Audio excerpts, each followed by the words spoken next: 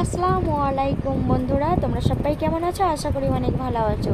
তো আজ আমি বানিয়েছি ছোলার ডালের বিরিয়ানি। ছোলার ডালের আর পনির দিয়ে বিরিয়ানি বানিয়েছি। তো কেমন হয়েছে বন্ধুরা অবশ্যই কিন্তু কমেন্ট করে জানিও। আর একদম ঝরঝরে কত সুন্দর হয়, পারফেক্ট একদম সঠিক পরিমাপ সহ পানি দিয়ে কিভাবে এইটা বিরিয়ানিটা পানি না ঝরিয়ে কিভাবে বিরিয়ানিটা বানিয়েছি তোমরা কিন্তু অবশ্যই দেখতে থাকো। আর দেখো বন্ধুরা, বিরিয়ানিটা কিন্তু অসাধারণ হয়েছে, দারুণ হয়েছে। এরকমভাবে বিরিয়ানি কে কে বানাতে পারো অবশ্যই কমেন্ট করবে। তো বিরিয়ানি বানানোর জন্য এখানে নিয়ে নিয়েছি, অল্প উপকরণ লাগবে। তো এখানে আমি ছোলার ডালটা ভিজিয়ে রেখেছিলাম অনেকক্ষণ ধরে, তো 5-6 ঘন্টা ভিজিয়ে রেখেছিলাম। তো তারপর আমি এখানে সব এগুলো নিয়ে নিয়েছি, একটা বড় হাঁড়ি বসিয়ে দিয়েছি। তারপরে আমি তেল দিয়ে নিয়েছি। তেল দিয়ে নেওয়ার পরে তো আমি এখানে 1 চামচ জিরে দিয়েছি, কাঁচা জিরে। তো এখানে এটা জিরে দেওয়ার পর তারপর আমি এখানে পেঁয়াজ কিছুটা এই যে কেটে রেখেছিলাম, তো এটাই দিয়ে দিলাম। ঠিক আছে, তো এইটা হালকা একটু ব্রাউন হয়ে গেলে তারপর যা করতে হবে, যাগুলো দিতে হবে সেইগুলো কিন্তু অবশ্যই দিয়ে নিতে হবে। ঠিক আছে, এটা পেঁয়াজটা অপর দিকে লাল হয়ে যাচ্ছে, এটা হালকা একটু লাল হয়ে আসছে। ঠিক আছে, এরপর আমি গোটা গরম মশলাগুলো সেইগুলো সব অ্যাড করব। তো এই যে আমি এখানে নিয়ে নিয়েছি একটা জায়গার মধ্যে সব কিছু নিয়ে নিয়েছি, যা যা মশলাগুলো লাগে গরম মশলা সবগুলোই আমি দিয়ে নিয়েছি। ঠিক আছে, তো জয়িত্রী, কাঠ, লবঙ্গ গোলমরিচ, এলাচ সব কি দিয়ে নিয়েছি। ঠিক আছে, তো আমি এলাচটা অ্যাভয়েড করেছি বন্ধুরা, এলাচটা আমি দিই না, কারণ আমার হাজব্যান্ড ওরা এলাচটা বেশ পছন্দ করে না, তো তার জন্য। ঠিক আছে, আমি তার মধ্যে এবারে দিয়ে নিচ্ছি আদা রসুনের পেস্ট। ঠিক আছে, 2 চামচ দিয়ে নিচ্ছি। ঠিক আছে, তো এইভাবে করে দিয়ে নেবে বন্ধুরা, এইভাবে করে রান্না করবে। অসাধারণ রান্নাটা হয়েছে। আমার তো হাজব্যান্ড তো খুবই পছন্দ করেছে এই রান্নাটা, আমি প্রথমবার করলাম। তো বন্ধুরা সবাই কিন্তু বাড়িতে অবশ্যই একবার ট্রাই করে দেখবে, রান্নাটা খুবই সুন্দর হয়, খুবই ভালো হবে। আর এই রান্নাটা অসাধারণ হয়েছিল, কিন্তু আমাদের যে তৈরি করেছিলাম দারুণ হয়েছিল। প্রথমবারেই যে এত সুন্দর রান্নাটা হবে আমি ভাবতেও পারিনি। ঠিক আছে, তো এখানে এটা লাল লাল মতন হয়ে গেছে। এরপর আমি যা যা দেবো তো সেইগুলো সবই একটু কিন্তু বন্ধুরা একদম কিন্তু কেটে কেটে ভিডিওটা স্কিপ করে দেখবে না মোটেও, কিন্তু ভিডিওটা শেষ পর্যন্ত দেখার অনুরোধ রইল। অবশ্যই কিন্তু রান্নাটা খুবই ভালোভাবে করতে পারবে।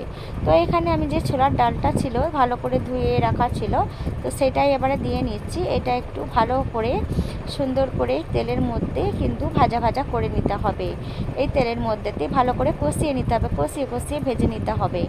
এটা সুন্দর যে একটা কাঁচা গন্ধটা যে একটা থাকে সেটা কিন্তু চলে যাবে। তারপর কিন্তু এটা খুবই ভালো হয়, অসাধারণ হয়েছিল ওইটা রান্নাটা। তো যারা যারা বন্ধুরা ট্রাই করবে অবশ্যই কিন্তু আমাকে একটু জানিয়ে দিও কমেন্টে, যে আমরা বাড়িতে বানিয়ে খেয়েছিলাম, খুব ভালো হয়েছিল।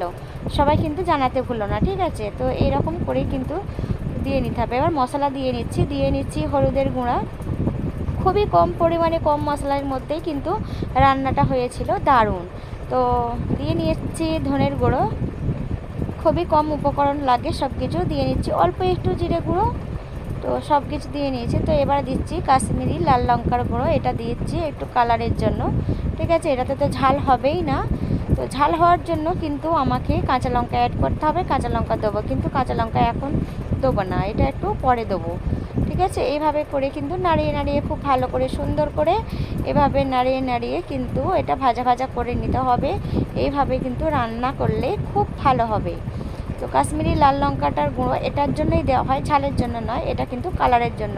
দেখো বন্ধুরা কত সুন্দর কালার হয়েছে, আর তেল ছেড়ে দিয়েছে অবশ্যই। কিন্তু এরপর যেটা করব আমি, যেটা দেবো সেটা হচ্ছে টমেটো কুচি। এইভাবে করে কিন্তু টমেটোটা কুচিয়ে নিতে হবে, বেশি বড় বড় করে করা যাবে না, ছক্কার যে আলুর মতন হয় সেইগুলোর মতন করে কেটে নিতে হবে। আর পেঁয়াজ যেটা বন্ধুরা সেটা কিন্তু গোল গোল করেই কেটে নিতে হবে, যেরকম বিরিয়ানিতে করা হয় সেই রকম করেই কিন্তু পেঁয়াজটা কেটে নিয়েছিলাম আমি। আর এইগুলো এই টমেটো দেওয়ার পরেতেও কিন্তু অবশ্যই আমি কিন্তু নাড়াচাড়া করে নিচ্ছি ভালো করে। তো এরপর যেটা দেবো স্বাদ মতো লবণ দেবো। ঠিক আছে, স্বাদ মতো লবণ দিচ্ছি আমি, বেশি দেওয়া যাবে না, এতে কিন্তু বেশি নুনটা হয়ে যেতে পারে, তো সেই জন্য অল্প একটু দিয়েছি। তো আমি যে লবণটা দিয়েছি বন্ধুরা, এই লবণেতে কিন্তু আমার হয়ে গেছিলো সব, মানে পুরো একদম ভাতের সঙ্গে মেকআপ হয়ে গেছিলো, আমার কিন্তু এক্সট্রা করে আর লাগে না, ঠিক আছে। তো এইভাবে করে কিন্তু আমি ভালো করে কষিয়ে কষিয়ে নিচ্ছি খুব ভালো করে। আর আমি যেটার বিরিয়ানিটা বানাবো আজকে, সেটা হচ্ছে নাফিস চালের বিরিয়ানি। তো দেখেই বুঝতে পারছো বন্ধুরা, তো এটা হচ্ছে নাফিস চাল ভালো করে আমি ভিজিয়ে রেখেছিলাম, ভালো করে ধুয়ে ভিজিয়ে রেখেছিলাম। তো এরপর আমি এখানে কিন্তু দিয়ে নেবো। তো এই যে বন্ধুরা দেখে নাও, আর আমি এখানে নিয়েছি 4 গ্লাস চাল। তো 4 গ্লাস চালের মধ্যে আমাকে নিতে হবে 8 গ্লাস পানি। 8 গ্লাস পানিতেই কিন্তু ওটা রান্নাটা ভালোভাবেই কুক হয়ে যাবে, ভালোভাবেই রান্নাটা হয়ে যাবে, ওই চালের মধ্যেই পানিটা কিন্তু মেকআপ হয়ে যাবে। তো আমি এখানে মেপে মেপে সব পানিগুলো নিয়ে নিচ্ছি, ঠিক আছে। তো এখানে 1 গ্লাস করে মেপে মেপে সব নিয়ে নিচ্ছি। 8 গ্লাস আমার পানি লেগেছে, 4 গ্লাস চালের ক্ষেত্রে 8 গ্লাস কিন্তু পানিটা লাগবে। পরিমাপ সহ করে নিলে রান্নাটা অসাধারণ হবে, রান্নাটা খুব ভালো হবে, আর ভাতটাও ভালোভাবে হবে, কিন্তু ঝরঝরে হবে।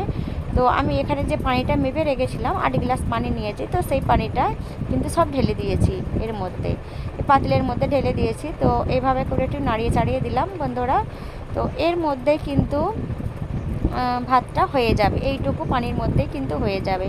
আমাদের বেশি পানিও লাগবে না, ঠিক আছে। বেশি পানি লাগলে অনেকটা মানে গ্যাস খরচ হবে, তাই না। তো এইটুকু পানির মধ্যেই যদি রান্নাটা হয়ে যায় কত ভালো হয়, তাই না।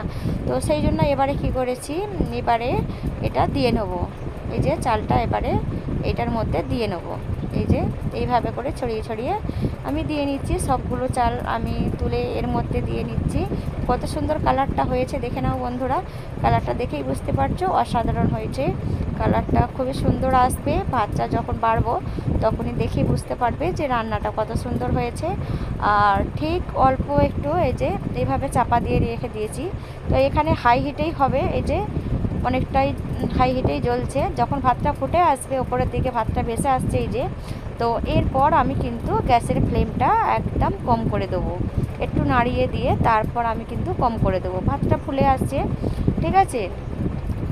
তো এরপর আমি কী করবো, এই যে ভাতটা এরকম আছে, তো সেই জন্য আমি এবারে অল্প আঁচ করে দেবো, একদম লো আঁচে করে দেবো। লো আঁচে কিন্তু এবারে ভাতটা পরিপূর্ণভাবে হয়ে যাবে। তো এই যে একদম লো আঁচে করে দিলাম। এই যে এইভাবে করে কিন্তু রান্নাটা করলে বন্ধুরা অবশ্যই খুব সুন্দর হবে, খুব ভালো হবে। আর এই যে বন্ধুরা দেখে নাও, তো এরকম হয়ে আসছে, এরকম অবস্থায় আমি কিন্তু কাঁচা লঙ্কা দিয়ে দিলাম। কাঁচা লঙ্কা 2-4টে ঝালের জন্য দিয়ে নিয়েছি। তো এরপর আমি যেটা করছি, এবারে পনিরটা আমি ভালো করে কেটে নিচ্ছি, ঠিক আছে। তো পনিরটা এভাবে করে কেটে নিতে হবে। তো টুকরো টুকরো করে কেটে নিচ্ছি সাইজ করে। পনিরটা এভাবে করে কেটে নিলে খুবই ভালো হয়। তোমাদের দাদাভাই ভিডিওটা বানাচ্ছিল, তো ঠিক আছে, সেই জন্য প্রথমবার কিন্তু আমার হাজব্যান্ডকে এই রান্নাটা করে আমি খাওয়ালাম। তো প্রথমবারেই এত সুন্দর রেজাল্ট আসবে আমি নিজেও ভাবতে পারিনি, ঠিক আছে। তো অবশ্যই খুবই সুন্দর হয়েছে, খুবই ভালো হয়েছে। পনিরগুলো কিপ করে কেটে নিচ্ছি খুব ভালো করে, চারচৌকো করে, এই যে কেটে নিচ্ছি এইভাবে করে কিন্তু কেটে নিতে হবে। তো এরপর এইভাবে করে কেটে নিয়ে তারপর কিন্তু একটু কড়াই প্যানেতে একটু তেল দিয়ে একটু ভাজা মতো লাল মতন করে নিয়ে তারপর কিন্তু দিয়ে নিতে হবে বিরিয়ানির ওপর, ঠিক আছে। তো আমার সবই কাটা হয়ে গেছে। তো চলো বন্ধুরা, এবারে আমি চলে যাই মানে রান্নার দিকে চলে যাই। এখানে একটা এই যে, তো দেখো বন্ধুরা, আমি একটা কড়াই প্যানে তেল দিয়ে নিয়েছি। তো এরপরে আমি এগুলো সব একে একে দিয়ে নিচ্ছি। একটু কাশ্মীরি লাল লঙ্কার গুঁড়ো আমি একটু দিয়ে নিয়েছি, এই যে এভাবে করে, যাতে একটু সুন্দর কালারটা আসে সেই জন্য একটু দিয়ে নিয়েছি। যে এইভাবে করে কিন্তু সবগুলো আমি ভাজা করে নিচ্ছি। সব ভাজা হয়ে গেলে, তারপর লাল মতন হয়ে গেলে আমি এবারে কিন্তু বিরিয়ানির মধ্যে দিয়ে দেবো, ঠিক আছে। তো এইভাবে করে রান্নাটা করলে বন্ধুরা খুবই ভালো হয়, খুবই সুন্দর হবে, সবাই খুব পছন্দ করে খাবে। অবশ্যই কিন্তু এগুলো ফলো করবে, দেখবে খুবই রান্নাটা একদম পারফেক্ট হবে রান্নাটা। আর যতটা গ্লাসের মানে যতটা চাল নেবে ততটা অনুযায়ী কিন্তু পানিটা দিতে হবে, সেরকম অনুযায়ী মাপ করে। তো এই যে দেখে নাও বন্ধুরা, ঝরঝরে কত সুন্দর হয়েছে। এবারে এর মধ্যে আমি কিন্তু দিয়ে নিচ্ছি। তো এই যে দেখেই বুঝতে পারছো বন্ধুরা কত সুন্দর হবে বিরিয়ানিটা। হ্যাঁ, দারুণ হয়েছে। তো আমি এবারে কি করব, এর মধ্যে একটু ঘি দিয়ে নেব, ঠিক আছে। আমি একটু ঘি নিয়ে নিচ্ছি। তো বিরিয়ানির ওপরে একটু ঘি দিয়ে দিলে খুবই সুন্দর হয়। এই বিরিয়ানিটা প্রথমবার বানালাম, খুবই ভালো হয়েছে, দেখেই বুঝতে পারছো বন্ধুরা। অবশ্যই খুব ভালো হয়েছে, ঝরঝরে, খুবই সুন্দর। আর দেখেই তো বুঝতে পেরেছো বন্ধুরা যে কত সুন্দর হয়েছে। এইভাবে করে বিরিয়ানিটা বানাবে বন্ধুরা, অবশ্যই অবশ্যই খুবই ভালো হবে। তো এরপর আমি যেটা করলাম সেটা হচ্ছে ওপর থেকে একটু ধনেপাতা ছিটিয়ে দিলাম। তো টেস্টটা আরও ভালো আসবে, আরও সুন্দর আসবে। তো এই যে বন্ধুরা দেখে নাও কত সুন্দর হয়েছে, কত সুন্দর লাগছে, আর কতটা ঝরঝরে হয়েছে সেটা বাসনে দেওয়ার মাত্রেই কিন্তু বুঝতে পারছো বন্ধুরা। এইভাবে করে কিন্তু হাজব্যান্ডদিকে খাওয়াবে, বাড়ির সকলকে খাওয়াবে, বাড়ির সকলের মন জয় করতে কিন্তু এইগুলো কিন্তু অবশ্যই ফলো করো। ওকে, তো সবাই বন্ধুরা খুব ভালো থেকো, খুব সুস্থ থেকো, ঠিক আছে। আর আমার ভিডিওগুলো ভালো করে দেখতে থেকো। আর আমার বুঝতেই পারছো বিরিয়ানিটা কত সুন্দর হয়েছে, দেখে না, ওয়াও, দারুণ হয়েছে, খুব ভালো হয়েছে। আমার হাজব্যান্ড খুব ভালো করে তৃপ্তি করে খেয়েছে বন্ধুরা। আর কি বলবো, অসাধারণ হয়েছে, অসাধারণ বিরিয়ানি। তো এই যে দেখে নাও আমি এর সঙ্গে আরও কী কী করেছি, আম আছে, তো আরও অনেক কিছুই আছে। আর আছে গরুর মাংস, ওটা ভুনা করেছিলাম। শুধু বিরিয়ানি করব, তো তার জায়গায় এটা করে নিই, ভালো হবে। তো সেই জন্য সবই করেছি। তো এখানে আমি সবার বেড়ে নিচ্ছি, ভাত বেড়ে নিচ্ছি, সবাই একসঙ্গে খাওয়া হবে সবাই মিলে। আর সবাই মিলে একসঙ্গে খাওয়াটাই কিন্তু আলাদা সুন্নত খাবার, সবাই একসঙ্গে খাওয়া উচিত। বাড়ির সকলে মিলে সকল মিলে খেলে কিন্তু খুব ভালো লাগে, ঠিক আছে, তাই না? তো আমি এখানে এই যে মাংসটা তুলে নিচ্ছি, দিয়ে দেবো। এবার তোমাদের দাদাভাই সবাই কিন্তু খেতে বসে গেছে, এবার বেড়ে নেব। তো আমি এর সঙ্গে গরুর মাংস দিয়ে করেছি। তো বন্ধুরা, তো অন্যরা কিন্তু সবাই কিন্তু অন্য অন্য রকম দিয়েও, ভিন্ন রকম দিয়েও খাবার খেতে পারো। অবশ্যই খাসিও করতে পারো, মাটন মানে চিকেন করতে পারো, তো সব কিছুই। তো যেটা করবে সেটাই কিন্তু এর সঙ্গে জমে যাবে।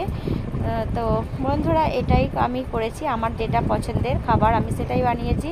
তো তোমাদের দাদাভাইকে প্রথমে জিজ্ঞাসা করছি যে কেমন হয়েছে, অবশ্যই বলছে দারুণ হয়েছে, ফ্যান্টাস্টিক, ওকে, একদম খুব ভালো। আসসালামু আলাইকুম, আবার অন্য ব্লগের সঙ্গে আসবো, টাটা।